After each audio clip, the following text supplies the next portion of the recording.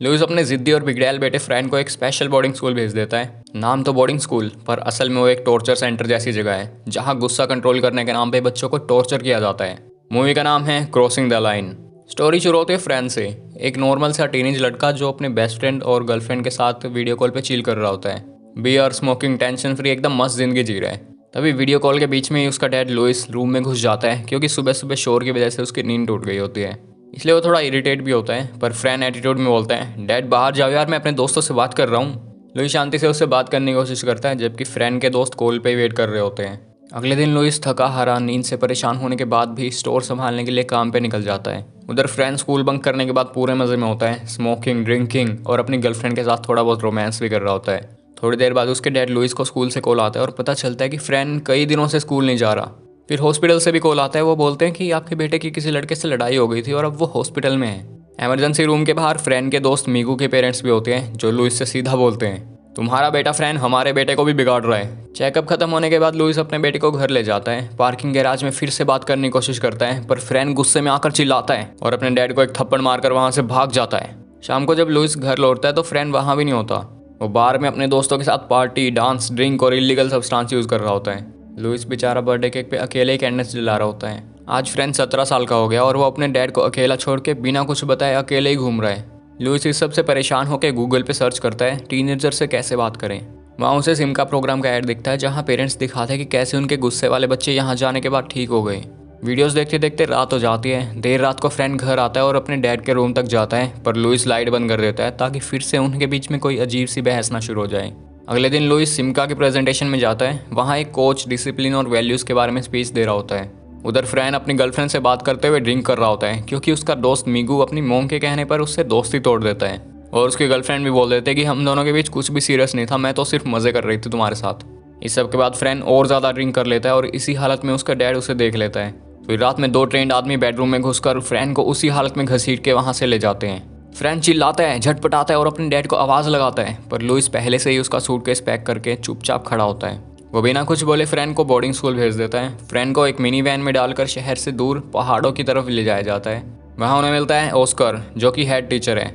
Oscar को बिल्कुल पसंद नहीं आता कि नया लड़का बिना कपड़ों के बैठा हुआ है। यहाँ का पहला रूल ये है डिसिप्लिन, तो ऑस्कर तुरंत उसकी हथकड़ियाँ खुलवा देता है। फ्रैन सोचता है कि यार ऑस्कर तो काफ़ी फ्रेंडली है, तो वो सीधा सिक्योरिटी गार्ड को गाली दे देता है, लेकिन ऑस्कर उसी सेकंड उसको औकात याद दिला देता है। फ्रैन का हाथ मोड़कर उसे दीवार से चिपका देता है और उसे यहाँ के रूल्स के बारे में बताता है, रिस्पेक्ट, साइलेंस और यहाँ तुम्हें बेकार में बोलने का कोई हक नहीं है। फ्रैन के बाल काट दिए जाते हैं, उसे यूनिफॉर्म दी जाती है और ग्रुप के बाकी बच्चों के पास ले जाया जाता है।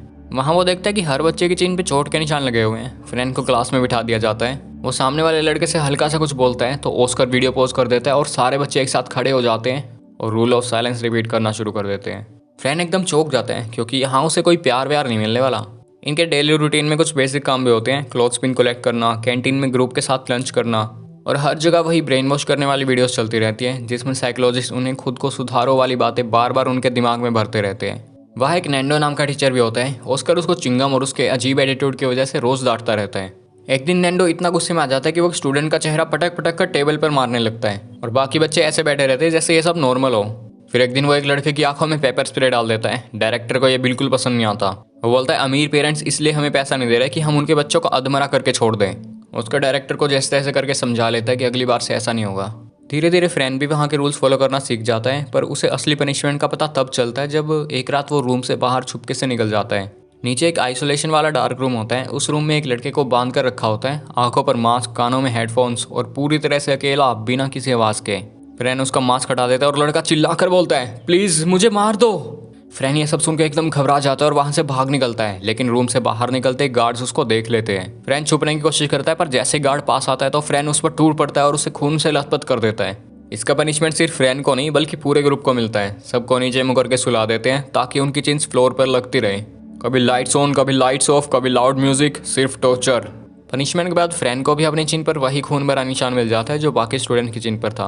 उधर पेरेंट्स अपना रिहैब सेशन अटेंड कर रहे होते हैं साइकोलॉजिस्ट हेलिना के साथ। लुइस बोलता है कि वो अपने बेटे से कनेक्ट ही नहीं कर पा रहा, पर डॉक्टर सीधा बोलती है हम बच्चों को सुधारने की कोशिश कर रहे हैं तो पेरेंट्स को भी ये प्रोसेस समझना पड़ेगा ना। हेलेना एक सक्सेसफुल केस दिखाती है सैंड्रा का। उसकी मॉम बताती है कि इस प्रोग्राम ने उनकी लाइफ बदल दी, पर प्रेजेंटेशन के बीच में ही सैंड्रा अपने आप को गीला कर देती है और उसकी मॉम उसे तुरंत बाहर ले जाती है। रूम में सब लोग एकदम शांत हो जाते हैं। घर जाके लुइस अपने बेटे का रूम चेक करता है। उसको एक पुराना म्यूजिक वीडियो मिलता है जिसमें फ्रैन अपने दोस्तों के साथ मस्ती कर रहा होता है और बीच में लुइस की भी एक वीडियो क्लिप होती है। ये देखकर लुइस थोड़ा सा इमोशनल हो जाता है और हल्का सा मुस्कुराता है, जैसे उसे याद आ रहा हो कि उसका बेटा हमेशा से बुरा नहीं था। अगली सुबह लुइस फ्रैन को स्कूल से वापस लेने आता है, पर ऑस्कर उसे वो गार्ड वाली फाइट की वीडियो दिखाकर बोलता है फ्रैन अभी तैयार नहीं है। उधर क्लास में एक और बोरिंग वीडियो चल रही होती है। तभी फ्रैन पीछे से एक जोक मारता है और सभी बच्चे हंसने लगते हैं, पर टीचर को ये बिल्कुल पसंद नहीं आता। उनके इस बुरे बर्ताव की वजह से पूरे ग्रुप को फिर से पनिशमेंट मिलती है। उन सबके हाथ बांध दिए जाते हैं, आंखों पर पट्टी, और पूरा दिन उन्हें सिर्फ अपने पैरों पर ही खड़ा रहना पड़ता है। जो आखिरी तक टिकेगा वही सेफ रहेगा, बाकी सबको सीधा आइसोलेशन के डार्क रूम में डाल दिया जाता है। और जो बच्चा बीच में थक कर बैठ जाए, गार्ड्स बिना टाइम वेस्ट किए उसे पकड़ कर ले जाते हैं। इधर पेरेंट्स का एक और सेशन शुरू होता है और धीरे धीरे लुइस की सैंड्रा की मॉम से दोस्ती हो जाती है। और दोनों ही अपने बच्चों के बिहेवियर को लेकर परेशान होते हैं, पर फिर भी इस प्रोग्राम पर भरोसा बनाए रखने की कोशिश कर रहे होते हैं। अगले दिन ग्रुप को खाना दिया जाता है, लेकिन प्लेट्स कम होती है, तो इस छोटी सी बात पे झगड़ा हो जाता है और गार्ड्स गुस्से में उनका सारा खाना उठा ले जाते हैं। रात बीतती है और अगला दिन चल रहा होता है। तभी एक बंदा छुपके से टॉर्चर रिकॉर्ड करने लगता है। नैंडो तुरंत उसे पकड़ लेता है और ऑस्कर के पास ले जाता है, पर ऑस्कर को इस सब से कोई प्रॉब्लम नहीं होती। उसके हिसाब से ये सब लीगल तरीके हैं। तीसरे दिन तक सारे बच्चे गिर चुके होते हैं, सिर्फ फ्रैन ही अकेला खड़ा रहता है। टेस्ट पास और रूटीन फिर से शुरू। इधर लुइस और सैंड्रा की मॉम की दोस्ती और गहरी हो जाती है। दोनों साथ में लंच पे जाते हैं, एक दूसरे को पसंद करने लगते हैं। एक दिन सैंड्रा वेबसाइट पे वो टॉर्चर वाली वीडियोस देख लेती है और उसके पुराने ट्रॉमास ट्रिगर हो जाते हैं। वो सीधा छत से जंप कर देती है। वीडियो लीक होते डायरेक्टर ऑस्कर को ऑर्डर देता है कि रूल्स और स्ट्रिक्ट कर दो। बच्चों को मार मार के वर्कआउट्स करवाए जाते हैं। कई बच्चे तो जिम में ही उल्टी कर देते हैं और नैंडो उनसे हाथों से सफाई करवाता है। इतना सब देखकर एक दिन फ्रैन का गुस्सा फट जाता है। वो डाइनिंग हॉल में खड़ा रहता है और बोलने पर भी वहां से नहीं हिलता। ऑस्कर तुरंत ऑर्डर देता है फ्रैन को सेंसरी आइसोलेशन यानी डार्क रूम में भेजो। फ्रैन को बेड पर उसकी आंखें और कान पूरी तरह से कवर करके बांध दिया जाता है और धीरे धीरे उसको अजीब तरह के भ्रम होने लगते हैं। उसका ये टॉर्चर फ्रीडम डे तक चलता रहता है। फ्रीडम डे पर लड़के और लड़की दोनों ग्रुप्स को एक बड़े हॉल में डांस करवाने के लिए लाया जाता है। फ्रैन की हालत खराब होने की वजह से उसे एक चेयर पर बिठा दिया जाता है। डांस शुरू होता है। सब लोग ऑस्कर के ऑर्डर पर रोबोट्स की तरह डांस कर रहे होते हैं। तभी एक लड़का फ्रैन को देखता है और उसकी तरह ही फ्रीज हो जाता है।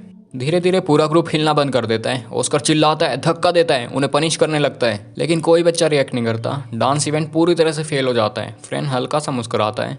और सिचुएशन तो तब बिगड़ती है जब नैंडो को ऑस्कर को ही पकड़कर रोकना पड़ता है, क्योंकि ऑस्कर गुस्से में अपने आप को ही चोट पहुंचा सकता है। इसके बाद लुइस सैंड्रा की मॉम से मिलता है। वो सीधा कहती है, मैं यहाँ से दूर जा रही हूँ ताकि हम दोबारा कभी ना मिले। लुइस समझ जाता है कि अब फ्रैन को बोर्डिंग स्कूल से निकालना ही पड़ेगा। सैंड्रा की मॉम उसे बस इतना बोलती है, जो उन्होंने मेरी बेटे के साथ किया ना, उसके बाद कोई भी बच्चा वहाँ सेफ नहीं है। अगली सुबह लुइस बोर्डिंग स्कूल पहुंचता है और इस बार ऑस्कर बिना कुछ बोले फ्रैन को तुरंत रिलीज कर देता है। फ्रैन अपने डैड को इग्नोर करके सीधा कार में जाकर बैठ जाता है और पूरा रास्ता बस खिड़की के बाहर देखते हुए निकाल देता है। घर पहुंचकर वो अपनी गर्लफ्रेंड से मिलता है। वो प्यार से सिर्फ एक सिंपल सा सवाल पूछती है, कैसे हो तुम। फ्रैन अपनी बोर्डिंग स्कूल वाली कहानी किसी को नहीं बताता, बस इतना बोलता है कि वहाँ अभी भी बहुत सारे बच्चे फंसे हुए हैं। वो अपने डैड से भी बात नहीं करता। घर में फ्रैन अपने पुराने सामान को तोड़ फोड़ कर फेंक देता है, जैसे अपने पास्ट को मिटा रहा हो। वो अपने डैड के दिए गिफ्ट्स भी नहीं लेता और कभी कभी खिड़की से बाहर निकलकर जोर जोर से चिल्लाता रहता है, जैसे अंदर का सारा दर्द बाहर निकाल रहा हो। एक दिन किचन में खड़े खड़े वो बोर्डिंग स्कूल वाली लाइंस रिपीट करने लगता है। यह देख के लुइस को समझ आता है कि कितना गहरा नुकसान हो चुका है। फ्रैन अपने डैड पर चिल्लाता है, आपने मुझे वहाँ अकेला छोड़ दिया था ना। लुइस रोने लगता है और बोलता है, बेटा मुझे कुछ समझ नहीं आ रहा था, और जब से तुम्हारी मॉम हमें छोड़ कर गई है ना, तब से मैं अकेला पड़ गया हूँ, और मैं अकेला ये समझ नहीं पाया कि तुम्हारा ठीक से ध्यान कैसे रखूँ। फ्रैन भी ये सब सुन के टूट जाता है।